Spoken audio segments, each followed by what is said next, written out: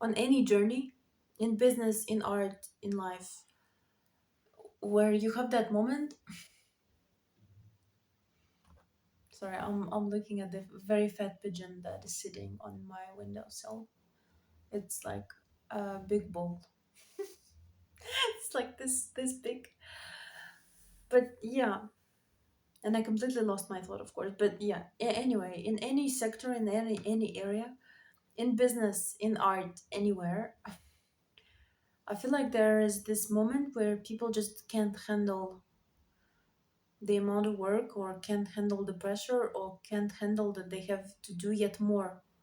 They're kind of, I feel like it's also a mental preparation and a mindset thing where you kind of mentally prepared yourself for X months of work, or X, I don't know, weeks of work, where you've mentally kind of said, okay, this is my month of writing, and I will write like 100,000 words in a month, even though I don't know how that's possible, but okay, 100,000 or 200,000 words a month, and I'm gonna like do this, and okay, and you feel like so good after you have accomplished that.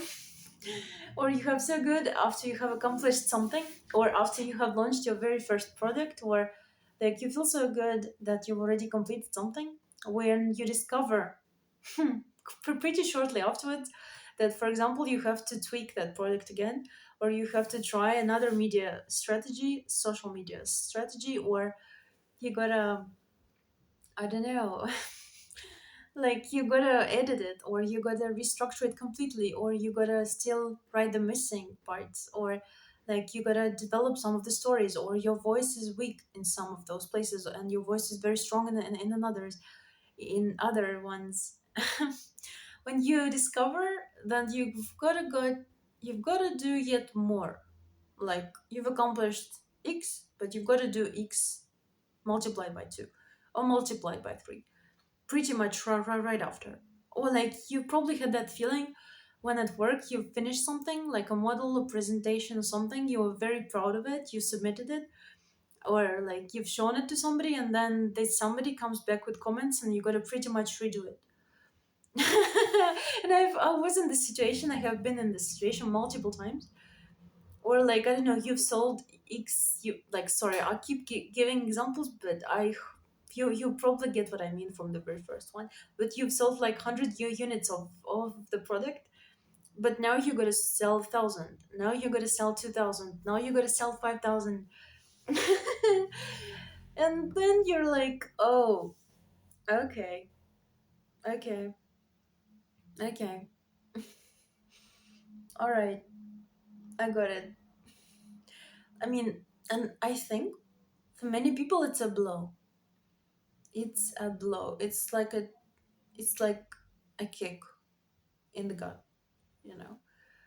It's like someone hit them because you feel like you don't have any breath left. You don't have any, like you like your batteries are at zero, or like at 1%, at, I don't know, 3%, and you got to do more, and that's when and that's when I feel like people just say, I can't handle this. Like I was mentally prepared for like for this, but for this multiplied by 3, by 5, by 100, no, no, no, no, I'm sorry. I'm just not, I'm not, I'm not doing that. And it's a very understandable feeling. It's a very understandable feeling.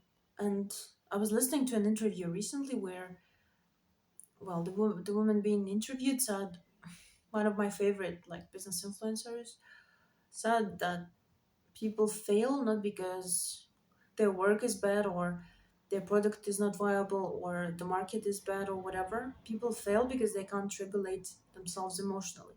They can't they can't get to a state where they can continue. Like they do have those periods where they have more pressure, more work, yet more to do, and just fold. They just fold because they can't handle it. They like mentally can't handle it, rather than physically or emotionally, like mentally and emotionally. And I understand.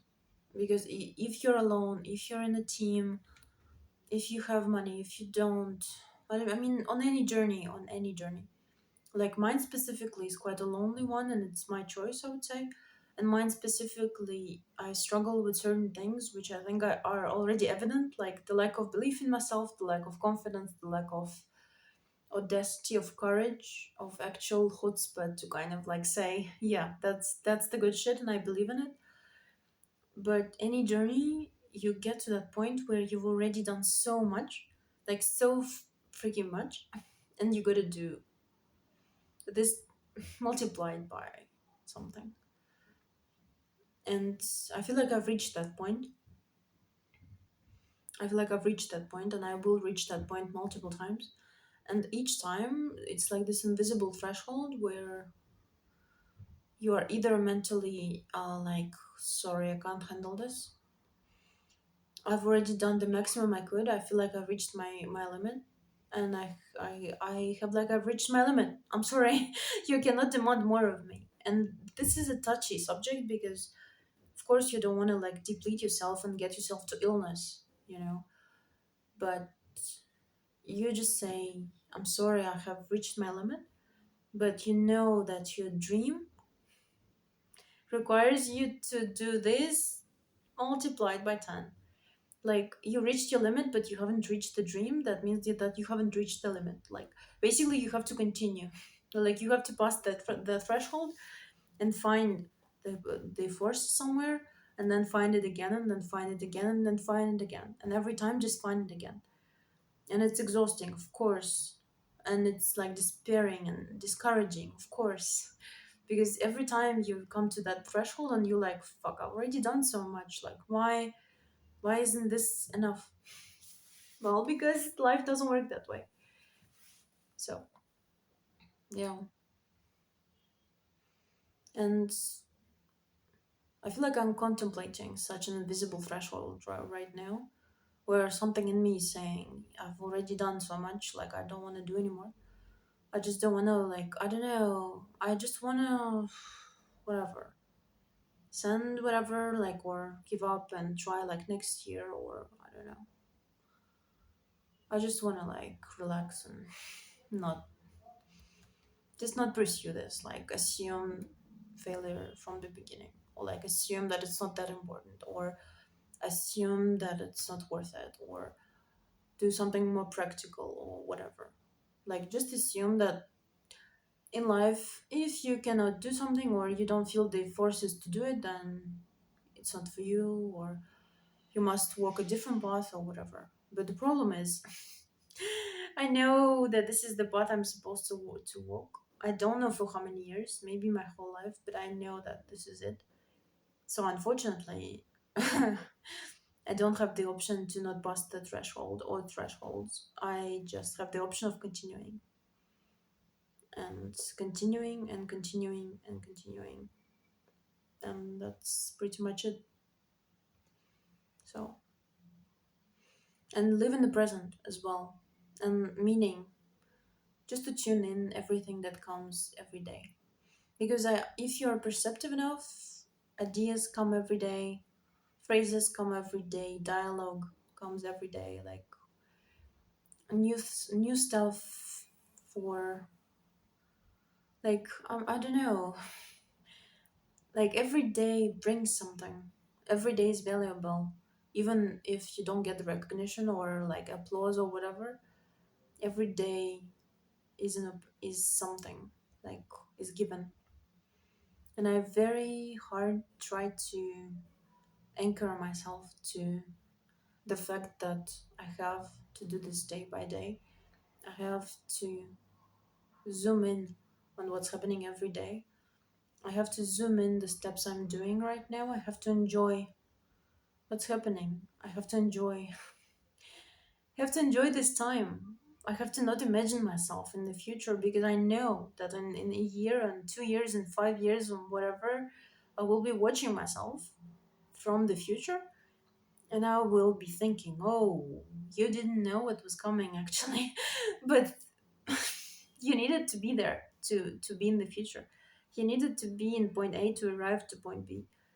Like you could not bypass any day. Like, and I try to approach it in this way that and there are no days which can be skipped, and there are no days which can be like, I don't know, glossed over. Every day is useful, and the time that I have right now, it's useful as well, and it's needed. So, yes, that's the gist of it.